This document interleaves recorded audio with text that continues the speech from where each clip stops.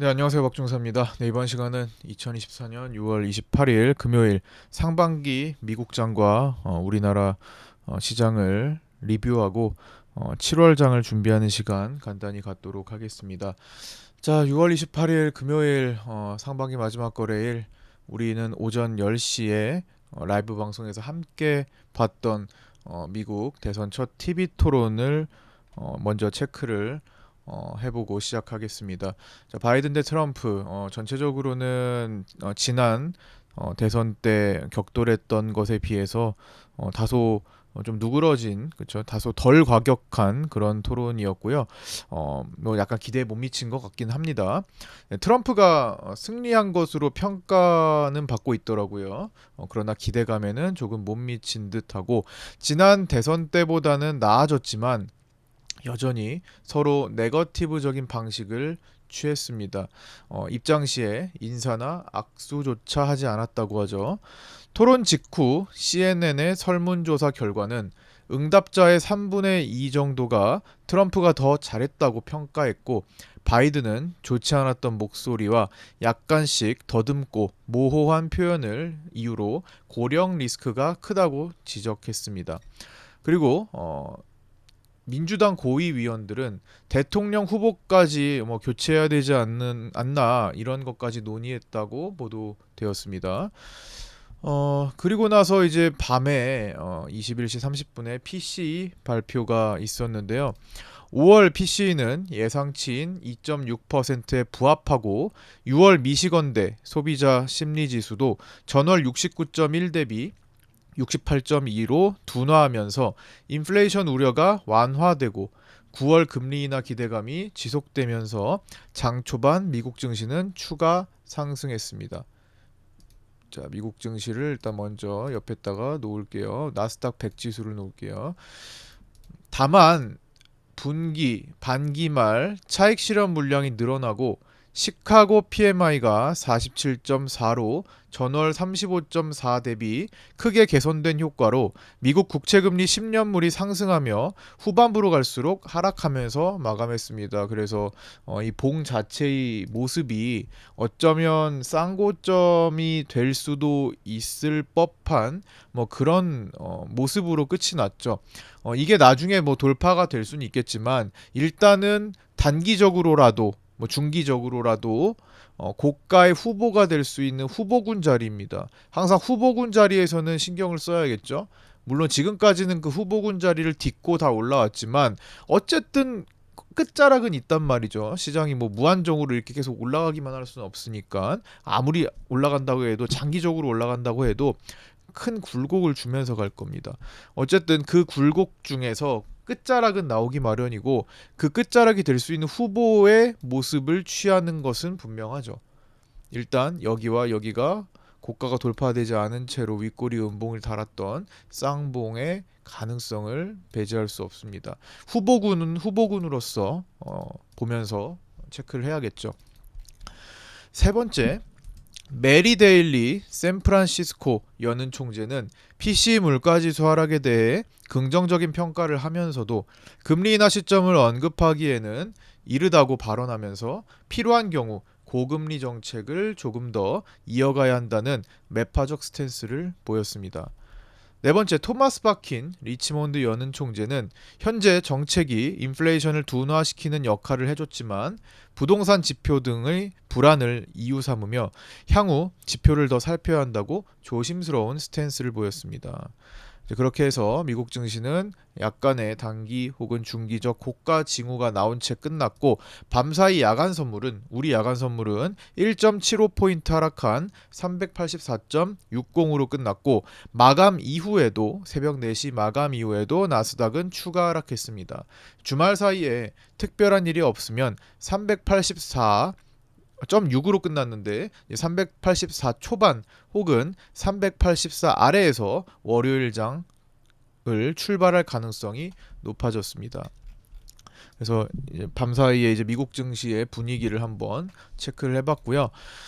이제 금요일 국장 얘기를 살피도록 하겠습니다. 야간 선물 상승에 의한 갭상승 출발 후에 풀량봉 마감을 했죠. 보시다시피 갭 상승 최근에 이제 양봉이 많이 보이는데 이제 이거는 돌파 의지가 보이는 뭐 양봉이기도 하나 어쨌든 월요일에 시작점이 밑에서 출발할 가능성이 높기 때문에 또다시 양봉으로 올라가는 것을 확인하기 전까지는 일단은 보류해야겠죠. 깨질 수도 있는 거니 이런 양봉들이 깨지고 밑에서는 음봉들이 깨져버릴 수가 있는 거기 때문에 자 어쨌든 갭 상승으로 풀양봉 마감을 해줬고 그 중에 가장 큰 사유가 이제 환율에 있었던 것 같습니다. 환율 하락이 있었고요. 장중에 외환 당국의 개입이 추정됩니다. 1분기에만 외환 당국은 환율 방어에 18억 달러를 팔았습니다. 굉장히 많이 팔았죠. 1분기 1월, 2월, 3월에만요. 그 이후에도 계속 환개입을 했겠죠. 이후에 국민연금과의 통화 스와프 한도를 대폭으로 증가시키는 등의 노력으로 7월이 되기 전 최대한 환율을 떨어뜨렸습니다. 제가 이번 주에 환율 방어의 분수령 데드라인이다라는 제목을 이제 유튜브 제목으로 달면서 강조를 드렸죠. 1390대로 끝나면은 정말 7월이 너무 부담스럽고 위험하다. 그래서 최대한 낮춰야 되는데 적어도 1390 이하, 1385선 이하나 1380선까지 떨어뜨려야 된다고 말씀드렸는데 어쨌든 1380 이하나 그 부근으로 일단 6월을 마쳤습니다. 이에 따라 6월 마지막 거래일에 윈도 드레싱 효과와 이제 환율이 떨어지면서 윈도 드레싱 효과와 PCE 기대감이 모두 겹치면서 풀양봉 마감할 수가 있었습니다. 뭐 처음에는 뭐 시장은 횡보를 하면서 약간 우상향 기조를 보인 채 마지막에 이제 쭉 종가 부근에 끌어올리면서 풀양봉으로 마감한 거죠. 뭐 원웨이성까지는 아니고 그렇죠. 횡보 혼조세를 보이다가 마지막에 올렸던 거죠. 그 다음에 일본은 이제 미국 눈치를 보면서 시원한 환개입이 이루어지지 못하고 있습니다. 그냥 구두 개입 정도로 조심스럽게 대처하면서 물론 개입하지 않은 건 아니지만 엔달러 환율이 160엔을 밑으로 만들지 못한 정도로만 개입했죠. 그래서 160엔을 넘기면서 상반기를 종료했고요. 이는 38년 만에 최대 엔저 상황이 되었습니다. 이렇게 되면은 이제 165엔도 넘길 것으로 추정되고 있습니다. 그래서 일본발 아시아 위기론이 등장하기 시작했죠. 지난 1990년에 엔달러 환율이 160엔을 넘겼었는데 그때가 일본 증시의 고점이었습니다. 이후에 잃어버린 30년이 있었던 거죠. 그래서 일본 국민들은 160엔의 이 숫자가 굉장히 민감하다고 합니다. 그래서 굉장히 민감한 상황이다. 그래서 주시를 하고 있다라는 거죠. 자, 여섯 번째입니다. 우리 수급을 좀 살펴볼게요. 외국인은 신규 매도 우위와 환매수 조합으로 토탈 600억대 매도 마감으로 종료했습니다.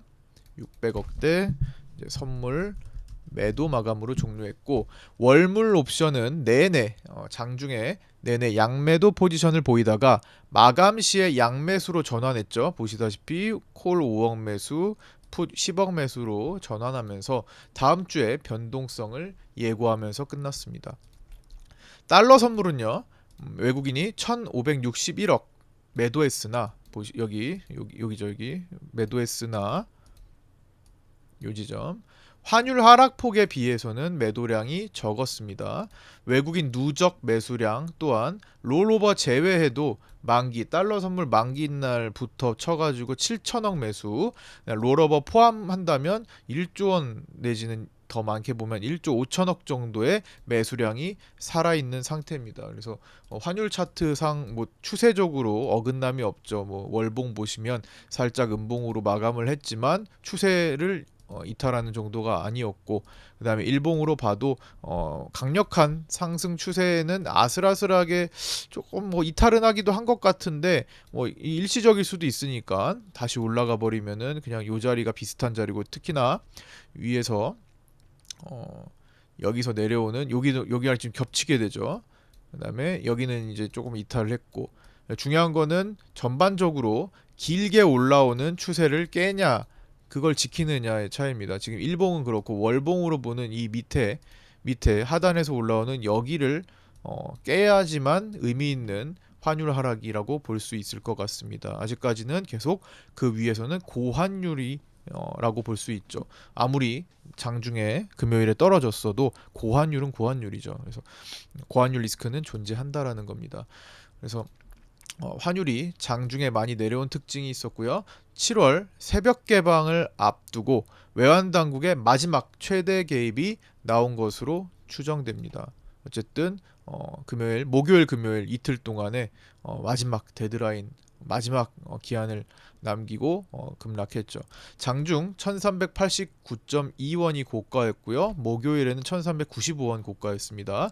그래서 이제 상반기 마지막 종가는 1379.5원으로 정규장을 마감했습니다. 7월부터 서울 외환시장이 처음으로 새벽까지 개방하고 이제 런던 거래소에 시간 맞춰서 2시에 이제 마감을 하죠. 그러면서 차츰 더 늦게까지 새벽 내내 이제 개방할 것으로 보입니다. 어떤 환투기 세력이 7월부터 등장할지 모르기 때문에 불확실한 상황이 많이 연출될 수 있습니다. 물론 환율이 7월부터 무조건 오른다라는 게 아니라 당국의 개입이 통하지 않을 수도 있는 불투명한 상황이라는 점이 불안 요소인 겁니다. 이제 외환 당국은 1,410원 정도의 환해지 전략을 쓴다고 발표를 했죠. 그래서 1,410원이 웬만하면 넘어가지 않을 겁니다. 1,410원에서 이제 환해지를 쓴다는 것은 거기다 이제 돈을 강하게 쓴다라는 건데 1,410원이 넘어가지 않을 것이라는 것이 전망되기 때문에 그보다 앞서서 너무 공격적인 매수 베팅이 좀 자제되는 분위기예요. 근데 만약에 환투기 세력이 엄청나게 접근해서 7월에 7, 8월에 1,410원을 뚫어버리면 즉 환해지 물량을 그거를 다 소화시켜 버리면 솟구칠 수 있다라는 거죠. 그래서 1,410원이 임계점 같습니다. 거기를 뚫어버리면 1,420, 30, 40, 50, 60, 70, 80 쭉쭉 올라가기 쉬워진다라는 겁니다. 생각보다 또 환투기 세력이 없을 경우에는 또 환시는 안정될 수 있으니까 일단 그렇게 가능성만 좀 두고 주시해봐야 될 것 같습니다. 초기에 한 달을 잘 넘겨야 되겠죠.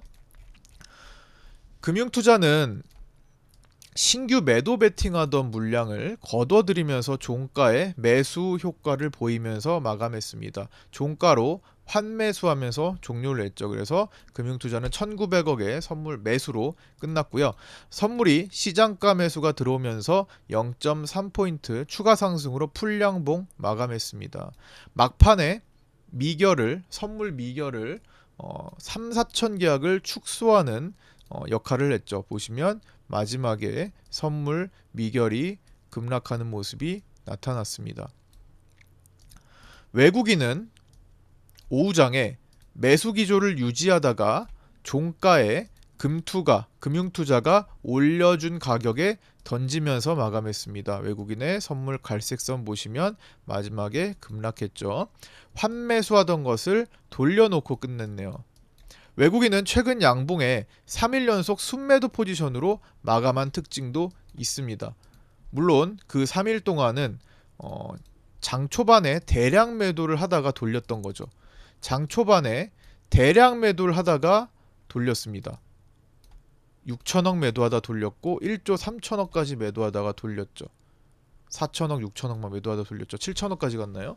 어쨌든 그럼에도 양봉으로 끝났음에도 외국인은 토탈로는 너무 초반에 많이 매도해서 시작해서 그런지 어쨌든 순매도로 끝났습니다. 그러나 이제 오늘 금요일이죠. 금요일 같은 경우는 미니 선물은 매수로 마감했다라는 거 800억대. 미니 선물은 이제 외국인들의 의도와 관련이 있으니까 외국인이 마냥 하방으로 베팅한 것도 아니라는 겁니다. 그렇게 해서 외국인은 선물 롤오버 포함 선물에서 약 2조 원 정도 매수 잔량이 있는 것으로 추정되고 있습니다. 2조 원 정도면 그렇게 많은 것은 아니에요. 하루 이틀이면 스위칭 분위기까지 형성될 수 있기 때문에 자, 그렇게 이제 6월 월봉은 나스닥 선물 기준 최고 상승폭을 기록하며 끝났죠. 이거는 나스닥 잠깐 보면 나스닥이 6월 나스닥 100 보면은 월봉상으로 나스닥을 볼까요? 나스닥 종합으로 자 어떻게 됐어요? 5월과 6월은 상승폭이 굉장히 컸죠. 자, 나스닥 100을 볼게요. 나스닥 100도 5월, 6월 상승폭이 굉장히 컸죠. 어, 거의 23년 11월 이후로 최대로 컸습니다. 그래서 올해 들어서 가장 긴 장대 양봉 5월, 6월을 보여줬고요. 우리 증시는 환율 등 환경이 불안하고 찜찜했던 상황을 나스닥이 5, 6월 두 달 동안 이끌어주면서 강하게 마감한 셈입니다. 중간에 있던 선물옵션 동시 만기일에 외국인이 크게 패배할 정도로 수급적인 해석이 난해했던 시기를 보냈습니다. 6월이요. 6월이 그래서 굉장히 어려웠죠. 막 변칙적인 수급이 많이 나타났죠. 평소보다도. 그래서 기술적 분석이 그냥 더 유효했던 시기로 보입니다. 우리 시장은요. 이제 뭐 파동이나 그냥 기술적인 흐름이 수급보다는 조금 더 유효했던 시기이기 때문에 외국인 중심의 수급 그리고 개인 반대 수급을 보는 입장에서는 정말 큰 어려움이 있었던 6월입니다. 하지만 이거는 정상이 아니라고 보여집니다. 항상 루틴이 아닌 시간을 보냈기 때문에 이제 루틴이 아닌 시간을 가지고 일반화를 시키기는 너무 성급한 일반화가 아닐까 해서 예외적인 월간이라고 좀 보면서 다음 달에 다시 원래대로 돌아오는지 한번 주목해 볼 필요가 있겠습니다. 그래서 일단은 그게 확인되기 전까지는 보수적인 스탠스를 좀 보이면서 좀 축소 거래하시고 안전 매매하시고 관망하는 자세가 좀 필요하다고 말씀드렸었죠.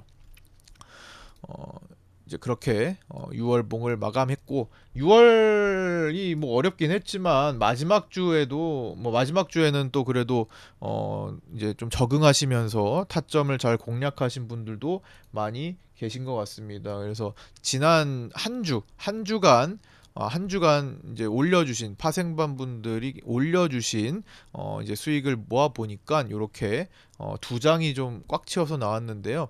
뭐 1억대도 보이고 160만 원도 보이고 100만 원 이건 월요일 거네요. 71만 원, 85만 원, 15만 원, 8만 원, 15만 원 이렇게 보이고요. 이제 화요일부터 금요일까지 이렇게 또 올려주신 분들 모아 보니까 뭐 1,100만 원, 1,500만 원, 750만 원 이게 어떤 분이 이제 매일마다 쌓아서 겹치는 것도 있을 거예요. 그러니까 한 분이 한 두세 장, 세네 장도 있을 겁니다. 550만 원, 740만 원, 50만 원, 400만 원대도 있고요. 1,500만 원, 70만 원 이렇게 330만 원 보입니다. 수익 보신 분들 너무 축하드리고요. 6월에는 조금 어려움이 있으셔서 월간으로 뭐 수익을 못 보셨다고 하더라도 어려움이 있었을 때였으니까 보다 수급이 또 잘 맞을 때 만회할 수 있으니까 항상 파생시장은 살아있으면 기회가 옵니다. 그래서 너무 무리해서 어려울 때 날리는 일이 가장 안타까운 일이죠. 그래서 최대한 버티고 무리하지 않고 생존하시는 생존 트레이딩으로 가셨으면 좋겠습니다. 모두 축하드리고 올려주셔서 감사드리고요. 저 또한 하반기에 여러분들의 좋은 수익을 위해 더 노력하도록 하겠습니다. 자, 이어서 말씀드릴게요. 어쨌든 그렇게 기술적 분석이 더 유효했던 시기인데 그러나 그건 나스닥이 이끌어줬기 때문에 나스닥의 흐름이 조금 꼬이기 시작한다면 우리는 고환율 리스크 등 여러 가지 매크로 환경이 발목을 잡기 쉬워지게 됩니다.